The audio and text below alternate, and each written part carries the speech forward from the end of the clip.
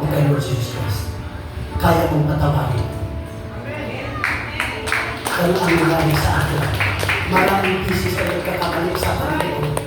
Para bang yung reference, sipi-sipi namin sa Panginoon po. Hallelujah! Ganun lang. Pero damit na ng mali.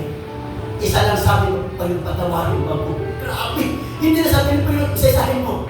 Isasahin mo. Kahapon, siyang araw, hindi ka mong sigat. Isa na lang, patawarin mo ko sa lahat. Ganon ang Panginoon. Hindi na naisip ng Panginoon.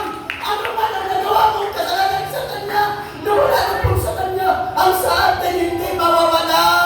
Laging ma-replace sa atin man ang ginawa mong mali sa atin. Hindi ganun. Pag may mamahal po tayo, pagawin, mawala. Ang sabi ng Biblia, kami na lang po kapatid. Please, check up your heart and ask the Lord that your heart ay magkaroon ng pag-ibig 100% sa Panginoon. Sino pa magpapili sa Panginoon? Maging sa Panginoon po.